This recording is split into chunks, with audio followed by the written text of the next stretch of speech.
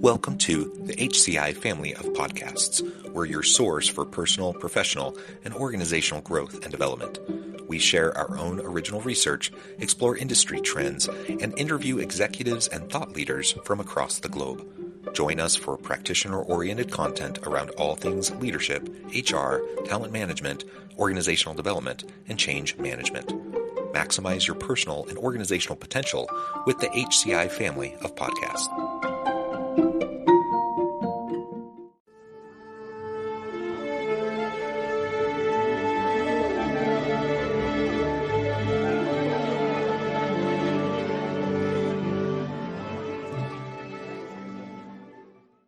Countering poor self-awareness, strategies for leaders to mitigate the Dunning-Kruger effect. The Dunning-Kruger effect describes a cognitive bias where people with low ability at a task overestimate their ability. This often occurs in conjunction with an inability to recognize their lack of skill. While this phenomenon was first studied in relation to intelligence testing and metacognition, researchers have since found its implications extend to various domains, including leadership. When left unaddressed, the Dunning-Kruger effect can negatively impact organizational performance as overconfident, unskilled leaders make foolish decisions and fail to recognize growth opportunities. Today, we will explore the Dunning-Kruger effect as it relates to organizational leadership and provides actionable strategies that leaders can use to counter its impact. Understanding the Dunning-Kruger effect in leadership. Cognitive mechanisms that drive overconfidence. At its core, the Dunning-Kruger effect stems from deficits in metacognition, the ability to accurately assess one's own knowledge and cognitive abilities. Specifically, those with low ability suffer from a dual burden that magnifies overestimation, Kruger, and Dunning. 1999. Not only do they reach erroneous conclusions and make poor choices, but their incompetence also deprives them of the skills needed to recognize such errors. Without awareness of what they don't know, incompetent individuals apply flawed logic and remain ignorant of the true standards against which their work should be judged. In leadership roles, this manifests as an inability to identify one's weaknesses, shortcomings, or areas still needing development. Overconfident leaders overrate their skills and operate under the mistaken belief they have little left to learn. This renders them closed off to feedback and resistant to remedying deficits, even as problems and poor results accumulate. Their misplaced sense of competence blinds them to the gaps seriously undermining their effectiveness. Biases that inflate self-evaluation. Beyond metacognitive deficits, certain cognitive biases also contribute to inflated self-perceptions among incompetent leaders. Self-serving bias, taking excessive credit for successes, while blaming failures on external factors out of their control. Above-average effect, viewing oneself as superior to most peers due to natural tendency to highlight strengths and downplay weaknesses in self-evaluations. Confirmation bias, seeking out and weighting information that validates pre-existing beliefs about one's abilities while disregarding disconfirming feedback. The combined influence of these biases reinforces erroneous perceptions of competence, making incompetent leaders especially resistant to evidence challenging positively skewed self-views.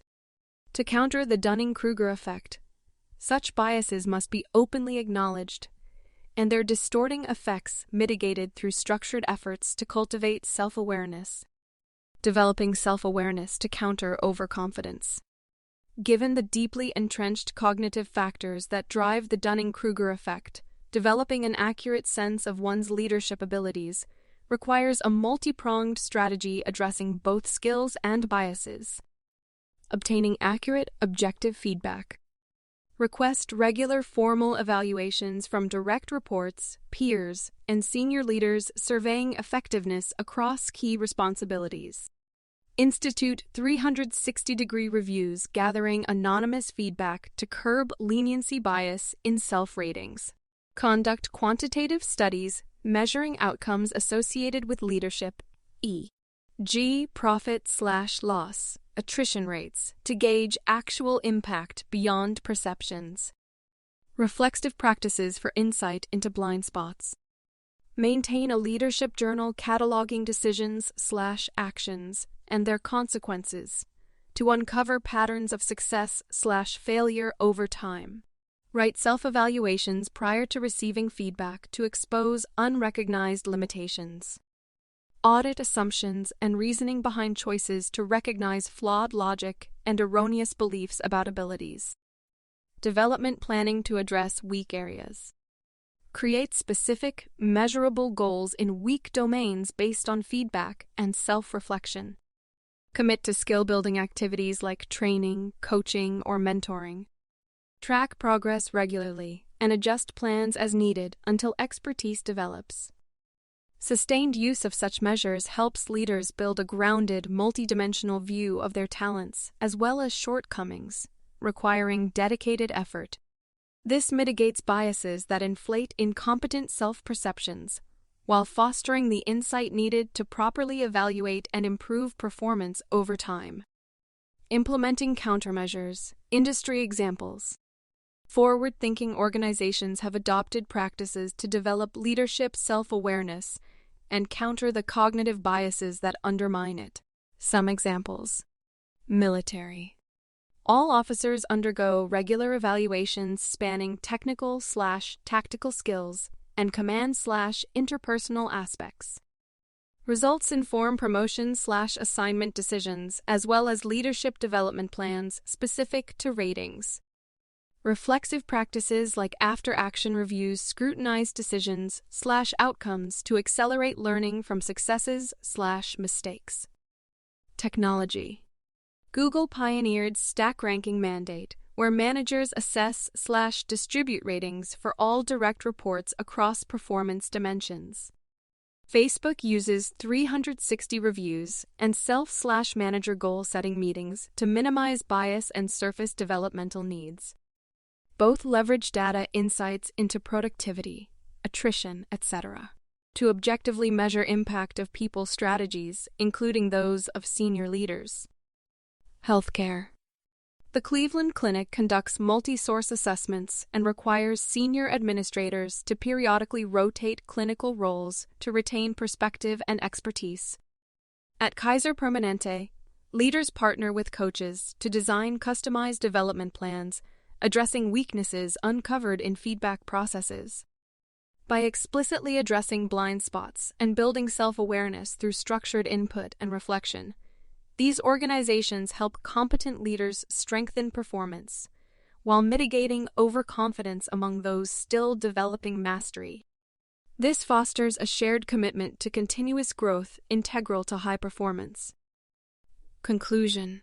The Dunning-Kruger Effect presents a serious challenge to leadership when leaders fail to recognize inabilities blocking effectiveness and growth. However, this essay argues awareness of its cognitive drivers allows countermeasures addressing both skills and biases.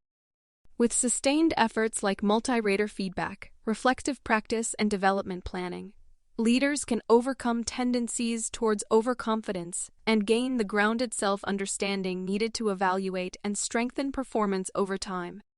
While no panacea, such evidence-based approaches offer leaders and their organizations a means to counter poor self-awareness and ensure leadership abilities continuously advance to meet evolving challenges.